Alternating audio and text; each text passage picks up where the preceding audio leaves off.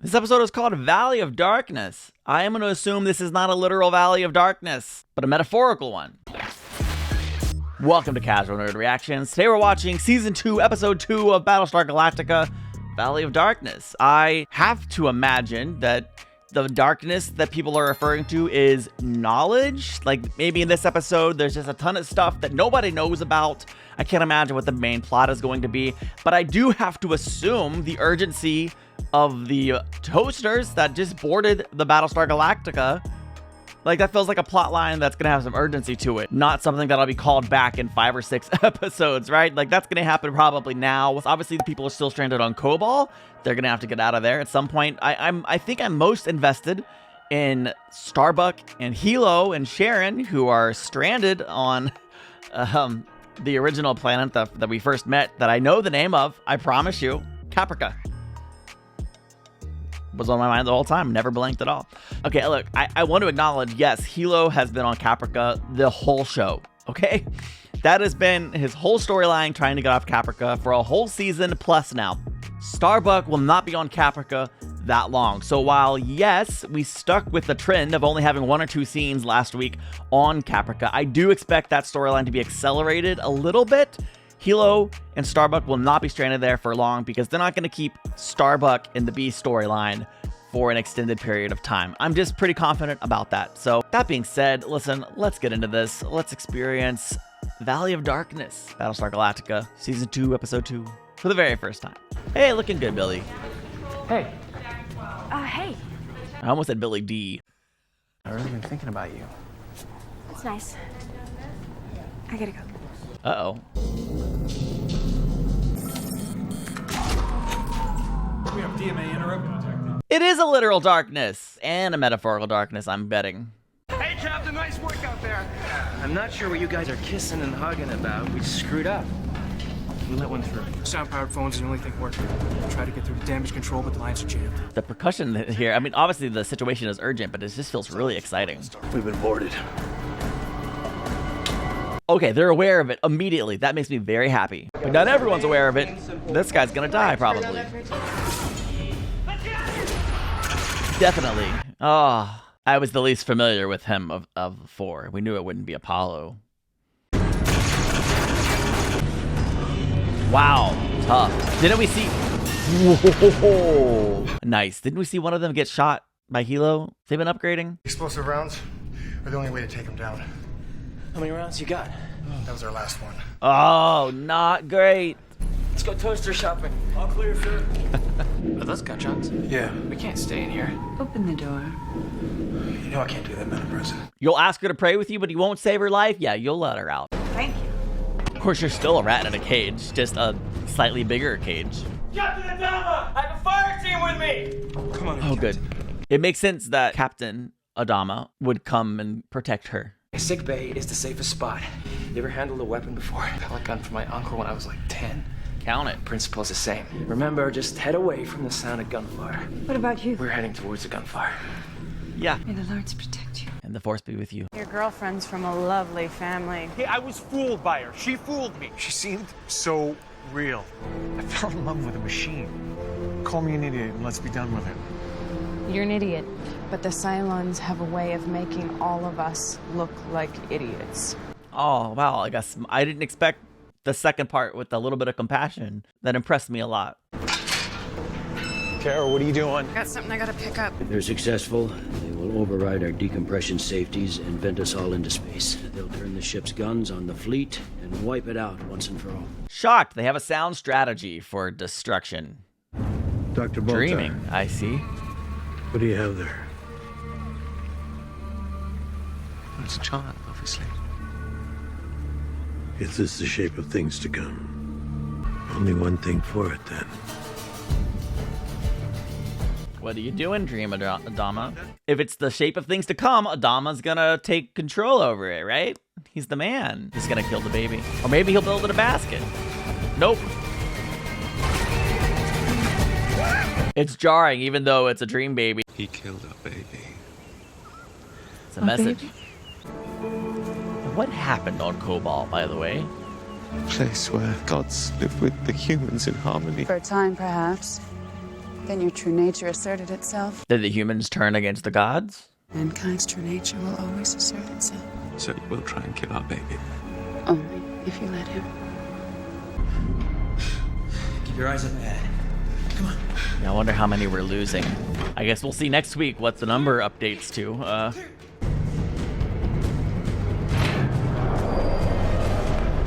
Don't shoot, I'm human! Oh, wow. You're kidding me, that's it? Didn't have much to begin with, sir. So they got 6 rounds. Don't miss. These yours? You paint these, Kara? Yeah. This is her home? I never even thought about what these people's homes looked like. This is sad.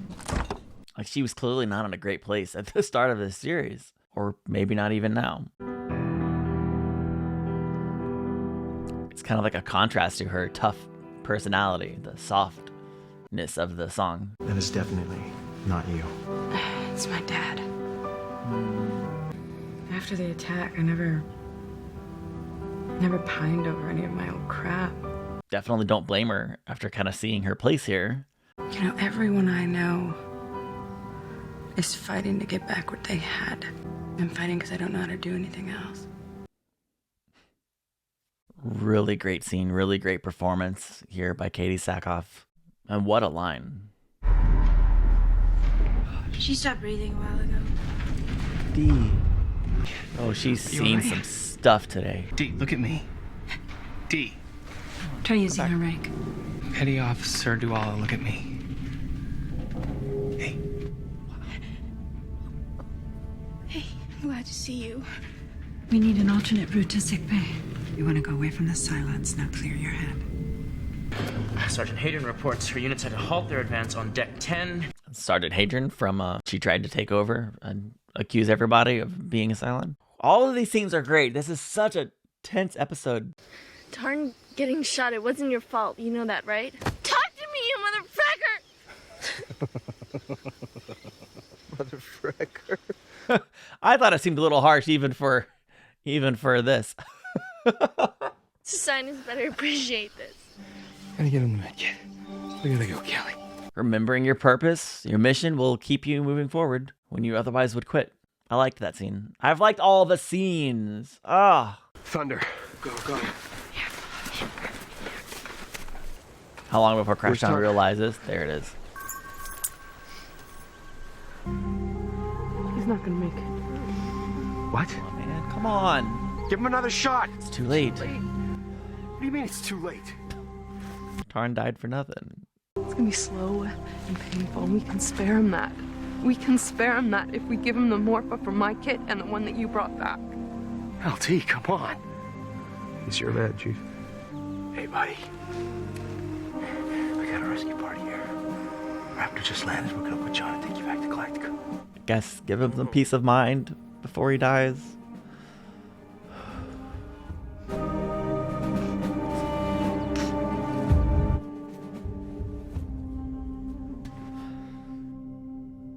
Man, that's tough. Are you coming, Jammer? How'd you do it, Captain? Seems like Jammer's unjamming. It's Apollo. He's on Deck 12 of aft frame 8-6. Between the Cylons and aft damage control. That yours? Yeah. I guess it is now. Oh, I'm worried. I'm gonna turn the safety on. That'd be good, potentially, for both of you. Oof. Okay, we have to head toward aft damage control. Half damage control. Great. That's what they're after. They're to get there before the Cylons or we lose the ship. Is that clear? It's like kind of a way of adding two ticking clocks. One, gotta beat the Cylons, but adding Rosalind and crew, it makes it more personal. So a really good story decision. Also, this music here is kind of sounds like a ticking clock. Hold your fire till I give the signal. Remember, you only have 1 round, so it's gotta be a headshot to make a kill. Here it is. Wow, they are moving fast. I didn't expect that. I'm gonna shoot that and take the safety off. I love her. Oh, crap.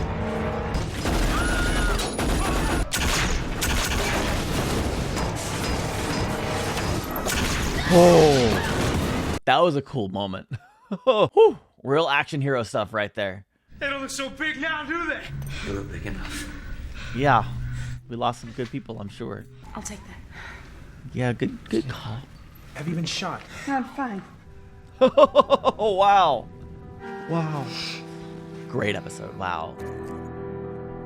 Tired of walking? I mean, that's going to draw attention, right? It's going to be far noisier than walking, but also far quicker. So let's assume the risks outweigh, or the rewards outweigh the risks. Listen to what I'm saying. Listen carefully. I didn't hear that. Could you? Pretty good response. Get the curtain. So glad you turned the safety on. Colonel, I assume there's still a cell out there waiting for me. That's right. Corporal Venner, I'm ready. I can't believe you sided with that woman against the old man. As far as I'm concerned, you're not fit to wear a uniform. You're right about that part. Then again, neither are you. But this isn't my ship. He's got a point or two. It's his. He'll decide what to do with the both of us. Wow. That speech really made me feel like, yeah, he's his father's son. Wow.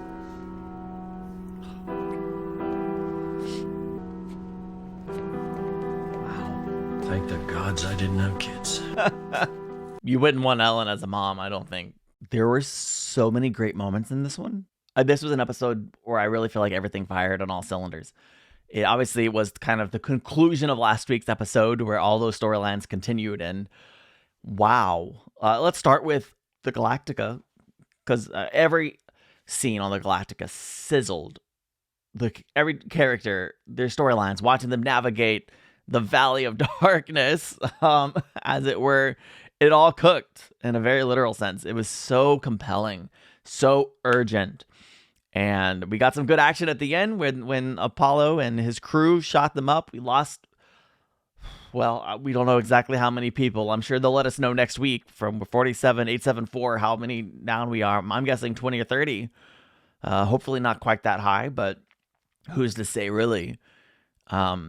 Dee and Billy, who now ever since I first almost said Billy D earlier, I just keep thinking of Billy D. Williams every time. That is their couple name, Billy D. Williams. Oh gosh. But yeah, it's not surprising to find that they were maybe on a little bit of rocky ground, especially if he didn't communicate with her for 2 weeks. And of course, she's going to side with Adama and he's going to side with President Rosalind. It just makes sense that there might be some tension there after what happened. But I'm glad that throughout this episode, they were able to resolve that tension in possibly more ways than one. At the end there. Oh boy, I gotta stop. It was really, really a great scene with Apollo and Ty there at the end. Apollo's speech was so good, talking to Ty. And, you know, neither one of them really deserved to wear the uniform. And the old man will decide when he wakes up, and he will wake up. And I can't wait to see how that unfolds. You gotta appreciate and respect Rosalind for acknowledging, like, hey, you know what? I have a cell waiting for me, right? And she just goes willingly. And I like the relationship she's developed with the guard there that's been kind of escorting her around and guarding her and whatever, praying with her and all that. That's really it's a good dynamic where, like, even though she is imprisoned, she is still being treated with respect. How long are they going to keep Adama kind of in his unconscious state? We saw how long it took Starbuck to recover, and yeah, it's obviously going to take him a while to fully recover as well, but at least he'll be conscious soon, and that will be very, very interesting. So speaking of Starbuck and Hilo still exploring Caprica. We got to visit Starbuck's home, which was so unexpected. The state of her house and what she was willing to live in really says a lot about how she sees herself and what she values, I guess. I mean, the art was interesting. The soft music, that I guess her father was her father. Very, very fascinating. Her bed, she didn't have any food in the house. She didn't seem to have much of a life. I mean, she summed it up very well when she said everyone's fighting to get back what they had. I'm fighting